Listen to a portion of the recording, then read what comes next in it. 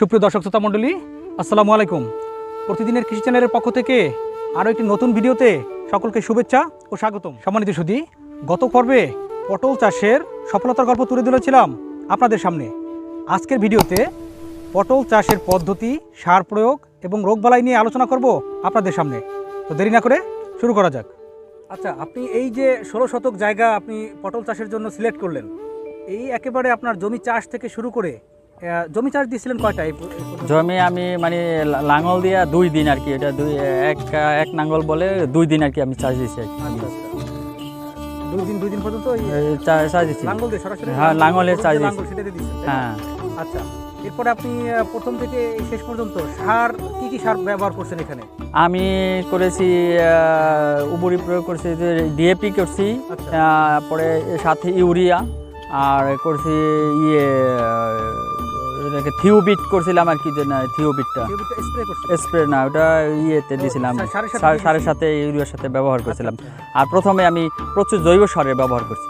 জৈব সার আমরা যদি প্রথম থেকে বলি যে জৈব সার আপনি এই 16 শতক জায়গার জন্য কতটুকু জৈব সার ব্যবহার করছেন? আমি প্রায় 300 বস্তার মতো জৈব সার আশেপাশে থেকে সংগ্রহ। মানে কি এক বস্তা কত কেজি? এক বস্তা 50 কেজি, এরকম 300 বস্তা ব্যবহার 16 শতক জায়গায়। হ্যাঁ, এটা কি একটু বেশি মনে হয়ে গেল না? বেশি হয়েছে। আমি তো প্রথম জমিটা করছি, মাটি ফেলাইছি, এই জন্য যে ইউরিয়া সারের যে ঘাটতি আমার দেখা না দেয়, ইউরিয়া সারের সমস্যা না থাকে, এই জন্য আমি ইউরিয়া সারটা মানে জৈব সারটা বেশি ব্যবহার করছি, যাতে অন্য সারের প্রয়োগ করতে কম হয়। আচ্ছা, জৈব সারের দামও তো কম না, তাহলে আপনি এটা কিভাবে ক্যাপচার করলেন? আমি আশেপাশে বাড়ি থেকে আইনা দিচ্ছি, আমার আশেপাশে সবাই গরু পালে, গরুর থেকে আমি আইনা আর কি ব্যবহার করি। আপনার এলাকা থেকে সংগ্রহ? হ্যাঁ, এলাকা থেকে সংগ্রহ করতে আমার কেনা 1 টাকারও সার কেনা লাগে না। 300 বস্তা দিচ্ছেন আপনি জৈব সার। হ্যাঁ। ইউরিয়া সার কতটুকু দিচ্ছেন সেটা যদি আমাদেরকে জানান। ইউরিয়া সার আমি 3 বারে মনে হয় 4 বারে দিয়েছি 20 কেজি, 4 বারে 20 কেজি একসাথে না, 4 কিস্তিতে 4 বারে ওই ডিএপির সাথে, থিওবিটের সাথে, আর ওইটার সাথে আমি দিয়েছি। আর ওই যে ডিএপি সারটা দিয়েছেন বলছেন, ডিএপি সারটা কতটুকু? ডিএপি দিয়েছিলাম একবারে 8 কেজি করেও দিয়েছি, এটা 4 বারে 8 কেজি করে দিয়েছি, 10 কেজি করেও দিয়েছি। আচ্ছা, মানে 4 বারে দিয়েছি? 4 বারে দিয়েছি, তাহলে 4 10 কে 40 কেজি, 35 থেকে 40 কেজি দিয়েছি ডিএপি। পটাশ সার দেন নাই? পটাশ আমি প্রথমে ওই যে জমি রেডি করার আগে দিছি পটাশটা, জমি তৈরির সময় দিছি। জমি তৈরি করার আগে দিছি, কারণ পটাশটা তো ওই সময় আর করা লাগে না, ওটা তো শিকড় ধরার জন্য কাজ করবে, এই জন্য আমি ওই পটাশটা আগে ব্যবহার। জিপসামও ব্যবহার করছি জমি তৈরি করার আগে, মাটিটা জন্য, মাটিটা নরম জায়গার জন্য কতটুকু দিছিলেন? জিপসাম দিছিলাম আমি 10 কেজি। 10 কেজি টোটাল 16 শতকে।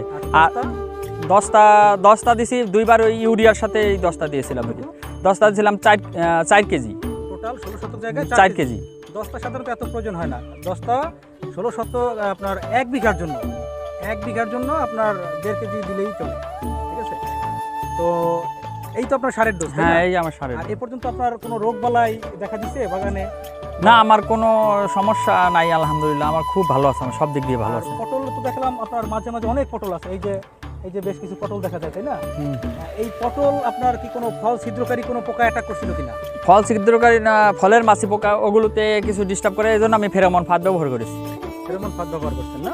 ফেরোমন ফাঁদে সেটা কি কন্ট্রোল হয় না আবার বাইরে থেকে? হ্যাঁ, ফেরোমন ফাঁদটা আমার বাইরে থেকে কোনো স্প্রে করা লাগে না, ওইটাই। পটলের গোড়া পচা, শিকড় পচা এবং ফল পচা রোগ দেখা দিলে সেখানে ম্যানকোজেব প্রতি 1 লিটার পানিতে 2 গ্রাম হারে স্প্রে করলে ভালো ফলন পাওয়া যায়। ফল ছিদ্রকারী পোকার উপদ্রব দেখা দিলে সেখানে কিন্তু আমাদের যে সেক্স ফেরোমন ট্র্যাপ রয়েছে, সেই সেক্স ফেরোমন ট্র্যাপ যদি কেউ লাগিয়ে দেয় তাহলে কিন্তু অনেকাংশেই এই ফল ছিদ্রকারী পোকাগুলো দমন করা সম্ভব। শুধু আজকে আমরা ভিডিওর সম্পূর্ণ শেষ ভাগে চলে এসেছি এবং আমার এই ভিডিওটি আপনাদের সামনে তুলে ধরার একটি উদ্দেশ্য, সেটি হচ্ছে আমাদের গোসাইরহাটে অত্র শরীয়তপুরে এই পটল চাষ কিন্তু এখানে প্রথম। যিনি স্থাপন করেছেন জনাব মোহাম্মদ সাদাত হোসেন, উনি কিন্তু অত্যন্ত সুন্দর এবং নিয়ম মাফিক যে পটল চাষ করার পদ্ধতি সেটি কিন্তু অবলম্বন করেছে, যার ফলে উনি এখান থেকে ইতোমধ্যেই 1 থেকে 1.5 লক্ষ টাকার পটল বিক্রি করে ফেলেছেন এবং যে কদিন থাকবে সামনে আশা করা যায় আরও কিছু পটল বিক্রি করতে পারবে এবং আগামীতে ওনার দেখা দেখি অত্র এলাকায় বেশ কিছু কৃষক পটল চাষ করার জন্য উদ্বুদ্ধ হয়েছেন।